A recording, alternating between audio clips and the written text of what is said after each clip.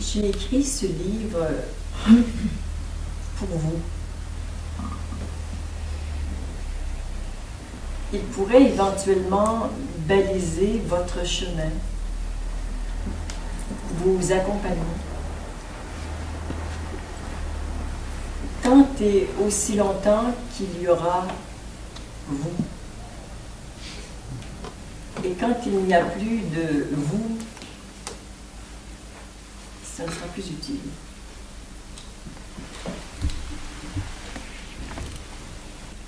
Il fait partie du jeu des illusions et vous accompagne dans cette démarche et porte insidieusement en lui votre disparition.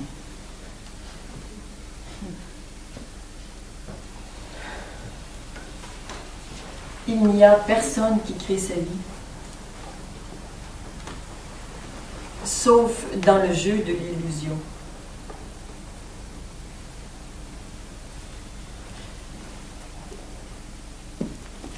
Je pèse mes mots quand je dis ça et je suis très attentive à qui je le dis. Pour que ce soit bien compris.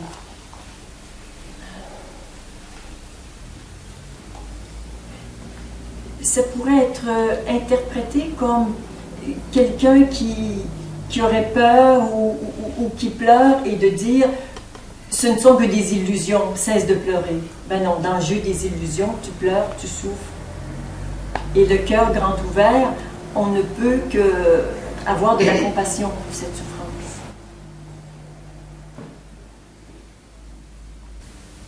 J'ai souvent parlé de l'exercice des 3 chaises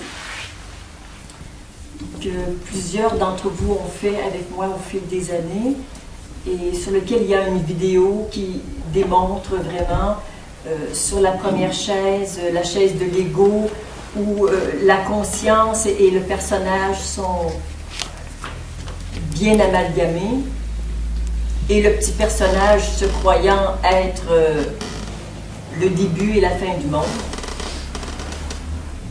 Et ensuite, il y a cette dissociation, cette désidentification pour passer sur la deuxième chaise et voir que ce que je suis vraiment n'a rien à voir avec ce que je croyais être avec le petit moi. Dans cette prise de distance commence la transformation de la chenille en papillon. Et sur la 3e chaise, quand le moi est vécu à partir d'une source consciente, il y a transformation de la chenille en un joli papillon. La vie est déjà beaucoup plus légère, plus spontanée et plus agréable. Le but de ce livre est d'accompagner ce passage, ce mouvement de votre vie que nous avons vécu très intensément pendant ces 3 ou 4 premiers jours, de cette dissociation. C'est comme si c'est collé, mais ça se décolle, ça se détend, ça se différencie et je peux voir que je suis conscience. Et de plus en plus de chenilles deviennent de magnifiques papillons. Et puis aujourd'hui, je pourrais refaire cette vidéo avec une 4e chaise, qui est celle de la disparition du papillon.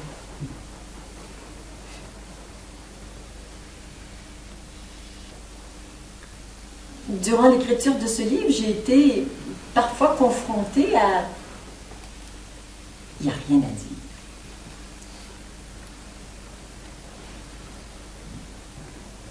Ça marche tout seul.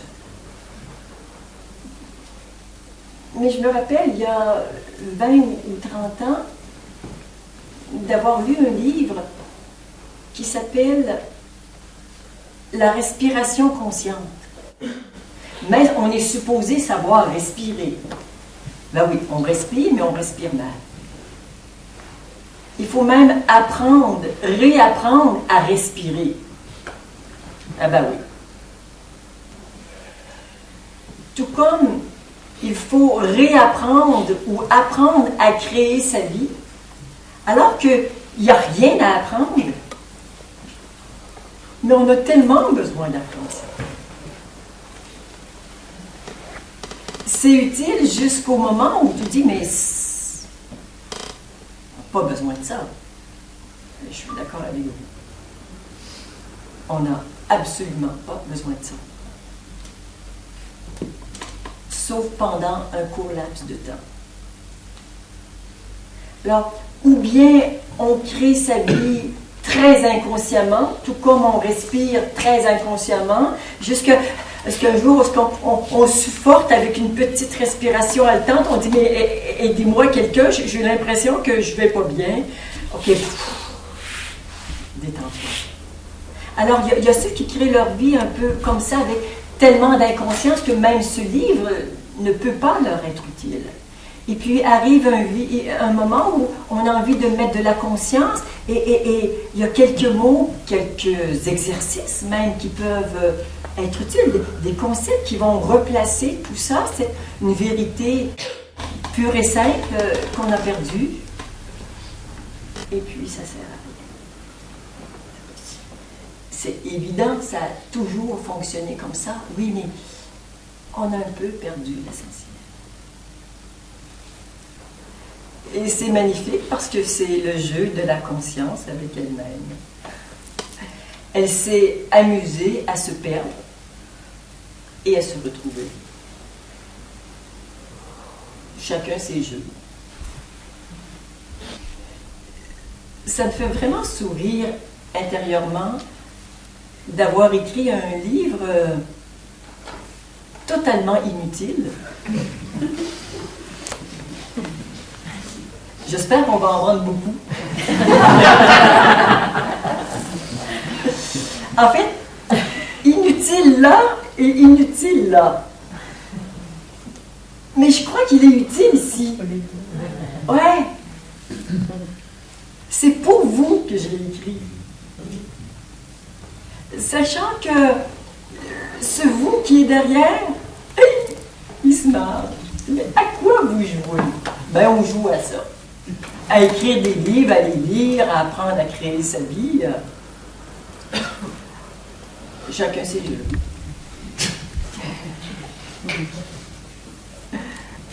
C'est le jeu de l'illusion.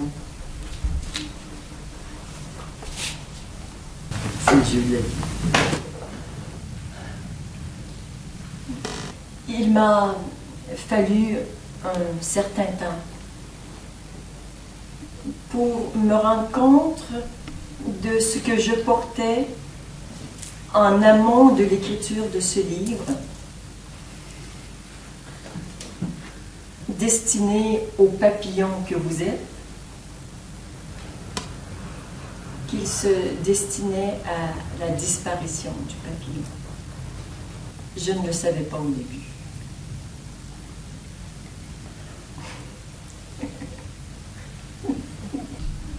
Mais en attendant, nous allons travailler fort et bien pour être de jolis papillons, puisque c'est, semble-t-il, un passage obligé. Il y a quelque chose de beau dans ce symbole de l'infini, où le joli papillon danse avec la vie. Et puis arrive le jour où on est juste au milieu et il n'y a plus ce mouvement. Il y a juste une conscience qui se projette dans le monde des apparences. Et dès l'instant où c'est projeté, ça meurt. Ça se projette et ça disparaît instantanément. Je suis certaine que certains d'entre vous font parfois l'expérience. Et quand ça arrive, cette expérience, elle a tendance à se reproduire de plus en plus souvent. C'est d'abord, on n'est pas présent, on est dans le mental.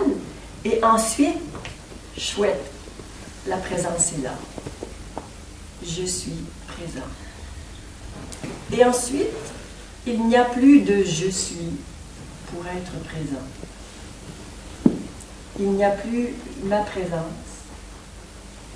Il n'y a que la présence. Totalement impersonnel. Et quand on se joue, quand le jeu de la vie se joue de cette façon,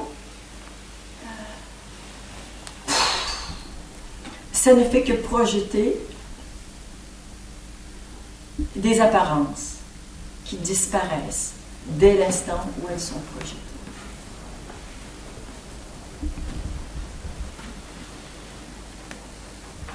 C'est peut-être votre destinée.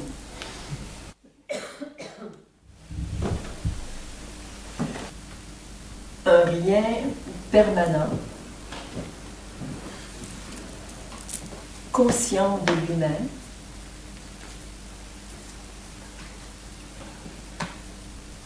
jouant avec lui-même.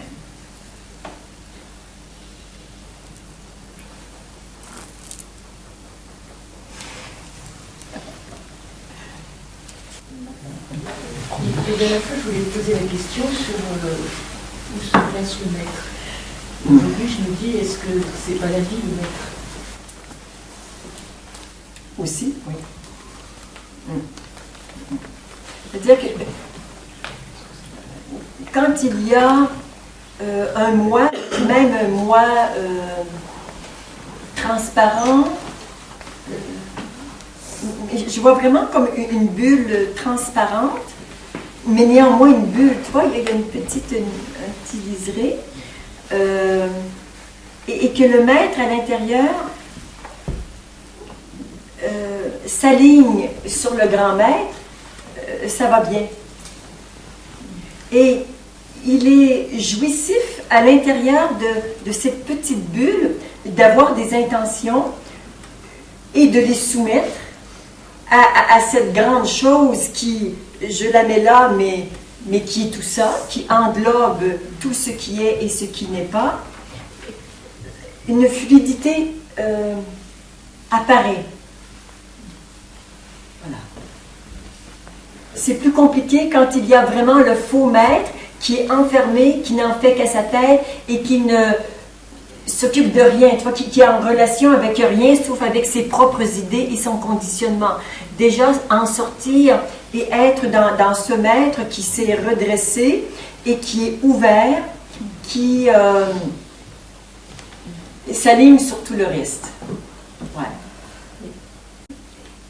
Si c'est ce qui est, qu'il y ait un maître, plutôt que le maître, je dirais, avec un M majuscule, on ne peut pas décider de l'enlever. On peut juste apprendre à jouer avec de l'intérieur, jusqu'à ce que cette bulle éclate en pas de maître. Ça veut dire que le titre du livre, au début, c'est Créer sa vie. Et à la fin du livre, c'est Créer la vie.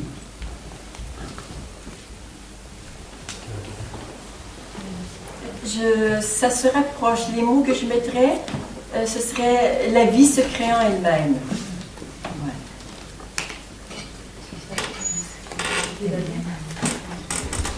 Je redis, la vie se créant elle-même. Ce sera peut-être le quatrième. C'est pas tout simplement la vie. On pourrait dire ça.